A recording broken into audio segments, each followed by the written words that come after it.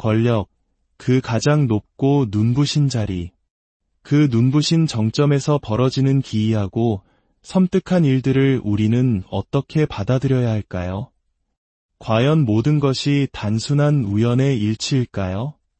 아니면 보이지 않는 거대한 힘의 정교한 개입일까요? 우리의 이야기가 흥미롭게 다가오신다면 채널 구독과 알림 설정으로 저희의 여정에 동참해 주십시오. 여러분의 작은 관심이 더 깊이 있는 콘텐츠를 만드는 데 큰 힘이 됩니다. 정치인의 넥타이 색깔 하나, 영부인의 옷차림 하나에 국가의 운명을 건 주술적 의미가 담겨 있다는 이야기는 더 이상 단순한 음모론으로 치부할 수 없는 지경에 이르렀습니다. 오늘 우리는 끊임없는 무속 논란의 중심에 서 있는 한 유력 정치인 부부의 이해할 수 없는 행보와 그 속에 숨겨진 소름 끼치는 비밀들을 무속적 관점에서 깊이 들여다보고자 합니다. 최근 대한민국 사회를 뜨겁게 달군 한 유력 정치인 아내의 흰옷 논란이 있었습니다. 공식 석상이든 비공식 자리든 계절과 상황에 상관없이 유독 흰색 옷만을 고집하는 그녀의 모습에 많은 이들이 의문을 품었습니다. 한 저명한 여성 무속인은 이 현상에 대해 수많은 질문을 받고 깊이 들여다본 후 단언했습니다. 이 모든 것은 무속과 아주 깊은 관련이 있다고 말입니다. 그녀의 설명에 따르면 무속 세계에서는 할머니신, 특히 조상신을 의미하는 불사 할머니와 같은 신령이 앞장서는 경우 그 신령의 보호를 받는 대리인이나 신도에게 흰색 옷을 입도록 명하는 경우가 매우 흔하다고 합니다. 이것은 단순히 개인의 취향에 따른 의복 선택이 아닙니다. 이는 보이지 않는 적으로부터 자신을 지키기 위한 강력한 방패막이자 살아 움직이는 부적과도 같은 역할을 수행하는 고도의 주술적 행위라는 것입니다. 생각해 보십시오. 유력 정치인의 아내가 애군을 막는 부적을 대놓고 지니고 다닐 수는 없는 노릇입니다. 만약 공식 석상에서 우연히 부적이 노출되기라도 한다면 대통령 부인이 부적을 들고 다닌다는 구설에 휘말리게 될 것은 불보듯 뻔한 일입니다. 이는 곧바로 정치적 공격의 빌미를 제공하게 되며 걷잡을 수 없는 파장을 일으킬 수 있습니다. 따라서 무속인들은 이러한 위험을 피하면서도 효험을 볼 수 있는 방법으로 특정 색상의 옷을 입으라고 조언합니다. 그 정치인의 아내의 경우는 그것이 바로 흰색이었다는 분석입니다. 이러한 조언은 비단 최고 권력자를 꿈꾸는 이에게만 국한된 것이 아닙니다. 수많은 국회의원들 역시 선거나 중요한 정치적 결정을 앞두고 무속인을 찾아와 어떤 색의 옷을 입어야 하는지, 어떤 행동을 해야 운이 따르는지 상세한 지침을 받아가는 것이 이 세계에서는 공공연한 비밀이라고 합니다. 그렇다면 왜 하필 흰색일까요? 유독 흰색 옷만을 고집하는 행위에는 남편의 신상에 닥칠 수 있는 모든 애군을 막고 그를 대신하여 모든 부정함을 정화하려는 깊은 무속적 의미가 담겨 있습니다. 이는 마치 무속인이 큰 굿을 마친 후 오방기를 뽑았을 때 모든 애군이 소멸되고 일이 깨끗하게 해결되었음을 상징하는 흰색 기가 나오는 것과 같은 원리입니다. 흰색은 가장 맑고 순수한 기운을 상징함과 동시에 외부의 사악한 기운을 막아내는 가장 강력한 방어의 힘을 지니고 있기 때문입니다. 더 나아가 산신의 세계에서 백호, 즉 흰 호랑이가 산신 할머니나 할아버지의 현신으로 여겨지듯 흰색은 신성함 그 자체를 의미하기도 합니다. 그러나 이 모든 믿음의 핵심에는 바로 불사 할머니와 삼신 할머니가 있다고 그 무속인은 강조했습니다.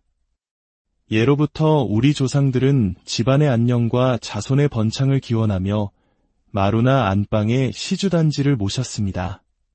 바로 그 단지 안에 깃들어 집안을 보살피는 신령, 즉 할머니 신들이 바로 흰색으로 상징된다는 것입니다. 그녀는 자신의 경험을 빌어 할머니 신들이 보살피고 품에 안고 있는 자손들은 비록 큰 부를 이루지는 못하더라도 결코 제명을 다하지 못하고 목숨을 거두어가는 법이 없다고 말했습니다. 죽을 고비를 수없이 넘기게 하고 온갖 풍파 속에서도 꿋꿋하게 살아남도록 끝까지 지켜준다는 것입니다. 결국 그 부인이 고집스럽게 흰색 옷만을 입는 행위는 세 가지 목적을 가집니다.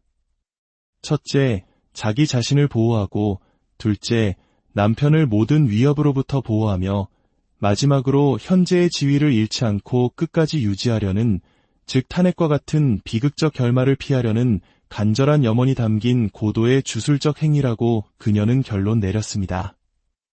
역사적으로 어느 권력자치고 무속인의 조언을 구하지 않은 사람이 없었다는 것은 공공연한 사실입니다.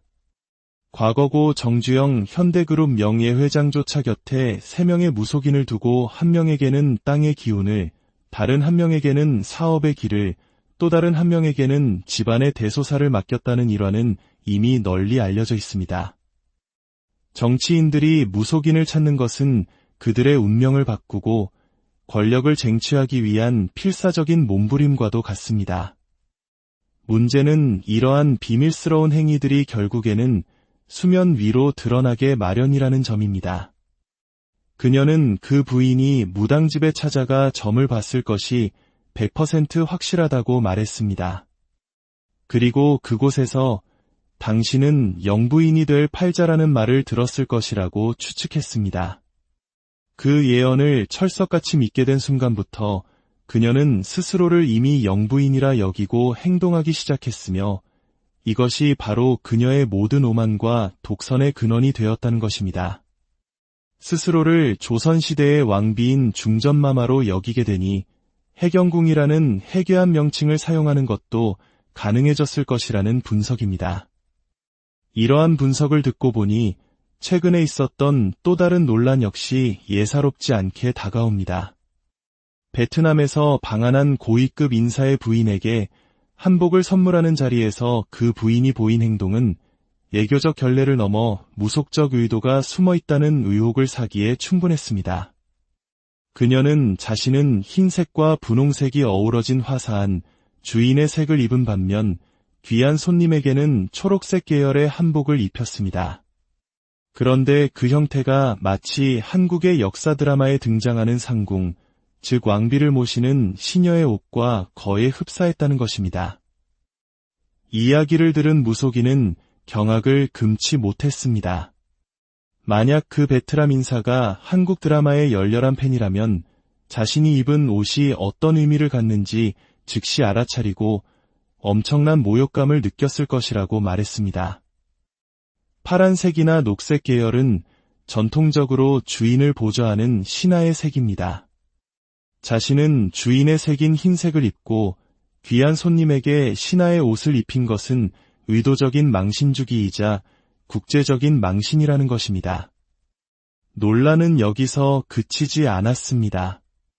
최근 그 정치인 측은 국민임명식이라는 이름의 대규모 행사를 개최했는데 그 무대 장치가 또다시 무속 논란에 휩싸였습니다. 거대한 원형 무대를 설치하고 그 테두리를 따라 흰옷을 입은 사람들을 마치 병풍처럼 쭉 둘러앉힌 모습이 특정 종교의식이나 무속제의를 연상시킨다는 지적이 쏟아졌습니다. 그 무속인은 그 형태가 마치 고대 왕들이 즉위식이나 축하연을 열 때 주변의 신녀들을 도열시키는 모습과 흡사하다며 혀를 찼습니다. 역대 어느 지도자도 국민을 동원해 스스로를 위한 셀프 대관식을 치르고 원형 재단의 사람들을 둘러세우는 기이한 짓을 한 적은 없었다고 비판했습니다. 더욱 한심한 것은 막대한 세금을 들여 치른 그 행사에 정작 참석자가 거의 없어 자리가 텅텅 비는 창피를 당했다는 사실입니다. 그녀는 차라리 그 수억 원의 돈으로 고아원을 돕거나 어려운 이웃을 지원했다면 온 국민의 박수를 받았을 것이라고 안타까워했습니다. 하지만 국민의 혈세를 그런 무의미하고 괴이한 행사에 낭비하는 것을 보며 깊은 실망감을 느꼈다고 토로했습니다. 이처럼 한 유력 정치인 부부를 둘러싼 무속 논란은 우리 사회에 깊은 질문을 던지고 있습니다. 현대 과학과 한미성이 지배하는 시대에 국가의 지도자가 되려는 인물의 언행이 이토록 비과학적이고 전근대적인 논란에 휩싸이는 현상을 어떻게 받아들여야 할까요? 이 문제에 대해 또 다른 저명한 무속인은 심도 있는 견해를 밝혔습니다. 국가를 이끄는 지도자의 모든 행보는 개인의 것이 아니라 국민 전체의 운명과 직결되는 공적인 행위입니다. 개인의 안위와 영달을 위해 무속적 비방에 의존하는 것은 스스로 그 그릇이 자금을 세상에 드러내는 것과 같습니다. 진정한 지도자라면 사사로운 믿음이나 주술에 기댈 것이 아니라 하늘의 뜻, 즉 민심을 겸허히 받들고 국민을 위한 올바른 정책으로 스스로의 가치를 증명해야 마땅합니다. 흰옷으로 잠시 애군을 가릴 수는 있겠지만 한번 돌아선 국민의 실망과 분노는 그 어떤 값비싼 부적으로도 결코 막을 수 없는 법입니다. 권력과 믿음, 공적인 책임과 사적인 신념의 경계. 여러분은 오늘 이 이야기를 어떻게 들으셨습니까? 지도자의 보이지 않는 믿음이 국가의 운명에 어디까지 영향을 미칠 수 있다고 생각하십니까? 그 답은 역사가 그리고 우리 국민이 함께 찾아가야 할 것입니다.